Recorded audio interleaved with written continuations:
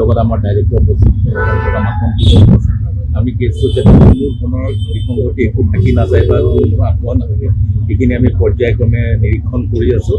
আৰু আমাৰ যিহেতু প্ৰফেচনেল য়াউল কামাৰৰ যিটো প্ৰফেচনেল প্ৰচিকিউশ্যন টীম আছে দে আৰ ভেৰি কম্পিটেণ্ট, তেওঁলোকে খুব নিয়াৰিকৈ কামখিনি কৰি আছে। এতিয়া বিপৰীত পক্ষই কৈ আছে আজি কেছটো মই প্ৰায় 1.5 ঘণ্টা কোৰ্টত বহিলোঁ, অবজাৰ্ভেশ্যন কৰিলোঁ যাতে আমাৰ প্ৰেজেঞ্চ বা আমাৰ যিখিনি ৰোল থাকে এইটো ষ্টেজত সেইখিনি যাতে সুকলমে হৈ যায়। আৰু অসম চৰকাৰৰ ফালৰ পৰা এই কেছটো টপ প্ৰায়ৰিটি দিয়া গৈছে, সেইকাৰণে অসম চৰকাৰত মই নিজে আহিছোঁ, আমাৰ ডাইৰেক্টৰ প্ৰচিকিউশ্যন আহিছে আৰু আমাৰ স্পেচিয়েল প্ৰচিকিউটৰ য়াউল কামাৰো সদায় ইয়াতে উপস্থিত আছে। আৰু লগত আমাৰ 7জনীয়া দলটোৱে প্ৰত্যেকটো আৰ্গুমেণ্ট অপজিট বিপৰীতভাৱে যিখিনি দিছে সেইখিনি নোট কৰি গৈছে। আৰু ইয়াৰ কাউণ্টাৰখিনি তেওঁলোকৰ আৰ্গুমেণ্ট শেষ হোৱাৰ পিছত আমি দিম আৰু যদি দৰকাৰ হয় একদম শেষত ময়ো কিছুমান কথা কৈ দিম। চব এতিয়া কেছটো চলি আছে, কেছৰ ভিতৰৰ কথাৰ ওপৰত আমি কোনো কমেণ্ট দিয়া উচিত নহয়, বিকজ ইট ইজ চাবডিভিজন। এতিয়া ছিংগাপুৰৰ যিখন পুৰণা আদালতৰ যিটো ৰায়দান, সেই ৰায়দানটোৱে অসমৰ আদালতত কিবা প্ৰভাৱ পেলাব নেকি? এইখন অসম চৰকাৰে নিজৰ ফালৰ পৰা যিটো কেছ ইনভেষ্টিগেশ্যন কৰিলে on the basis of FIR, Morigaon যিখন এফআইআৰ তাৰ ওপৰত ইনভেষ্টিগেশ্যন কৰি পেলাই এখন চাৰ্জশ্বিট দাখিল কৰিছে। এইখনৰ লগত সিটো কেছৰ কোনো সম্পৰ্ক নাই, তাতে এটা বেলেগ কজ অফ একশ্যন আছে আৰু ইয়াৰ কজ অফ একশ্যন দুটা বেলেগ। চ' যিহেতু কজ অফ একশ্যন বেলেগ সেইকাৰণে সেই কেছটোৰ কি অৰ্ডাৰ দিছে নাই দিয়া সেইটো এই কেছত কোনো ধৰণৰ প্ৰভাৱ নেপেলায়। চাৰ্জশ্বিটতো কিছুমান সুৰুঙা থাকি যোৱা বুলি কৈছে আচলতে, দুৰ্বল চাৰ্জশ্বিট হোৱা বুলি কৈছে। মিডিয়াত কোনোবাই ক'ব পাৰে, কিন্তু আমি কেছটোত খুব এখন ষ্ট্ৰং চাৰ্জশ্বিট দিছোঁ আৰু সেইখন ষ্ট্ৰং হয় নে নহয় কোৰ্টত বিচাৰ প্ৰক্ৰিয়া আৰম্ভ হৈছে।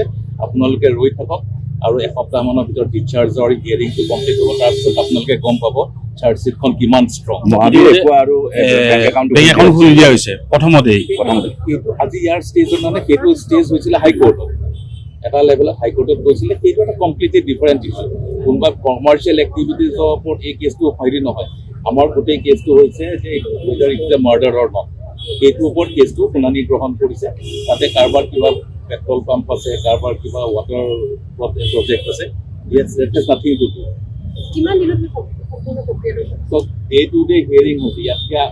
যিহেতু যিগৰাকী ন্যায়াধীশে কেছটো শুনি আছে আৰু তেওঁলোকে তেওঁলোকৰ প্ৰত্যেকটো দিনত 24/7 অৰ্থাৎ ৰাতিপুৱা 10:30 পৰা আবেলি 4:30 বজালৈকে তেওঁলোকে কেছটো শুনি আছে। এইটো কিমান দিন লাগে সেইটো আমি আজিৰ তাৰিখত ফ'ৰকাষ্ট কৰা দিগদাৰ, কাৰণ আমি আমাৰ যিটো প্ৰচিকিউশ্যন টীম আছে তেওঁলোকে যিখিনি ক'ব লাগিব সেইখিনি কওঁতে মই বোধ কৰোঁ 4-5 দিন মিনিমাম সময় লাগিব, কাৰণ যথেষ্ট নম্বৰ সাক্ষী আছে। তাৰ উপৰি যিখিনি ইলেক্ট্ৰনিক এভিডেঞ্চ আছে সেই এভিডেঞ্চখিনি আমি কোৰ্টক জনাব লাগিব। কিছুমান বেংক ষ্টেটমেণ্টৰ কথা আমি আনিব লাগিব। তাৰ উপৰি যিবিলাক ল' আছে ৰিগাৰ্ডিং পইণ্ট অফ ডিচাৰ্জ, সেই লখিনি আমি কোৰ্টত প্লেচ কৰিব লাগিব। মই ভাবোঁ যে তেওঁলোকে শেষ কৰাৰ পিছতো আমাৰ অসম চৰকাৰৰ যি প্ৰচিকিউশ্যন টীম আছে তেওঁলোকক হয়তো 4-5 দিন মিনিমাম লাগিব, হয়তো অলপ বাঢ়িব। যিখিনি অসমীয়া প্ৰবাসী আছে তেওঁলোক এই আওতালৈ আহিব নেকি যদি সাক্ষী হিচাপে? চাৰ্জশ্বিটখন পঢ়ি ল'ব, চাৰ্জশ্বিটখন আপোনালোকেও চাব পাৰে। আৰু সেই যিখন চাৰ্জশ্বিট দিছে তাতে উইটনেছসকলৰ নাম দিয়া হৈছে, একিউজসকলৰ নাম দিয়া হৈছে। আপোনালোকে সেই লিষ্টখন নিশ্চয় পাইছে, সেই লিষ্টত কাৰ কাৰ নাম আছে চালে গম পাব কোন কৰোঁতে।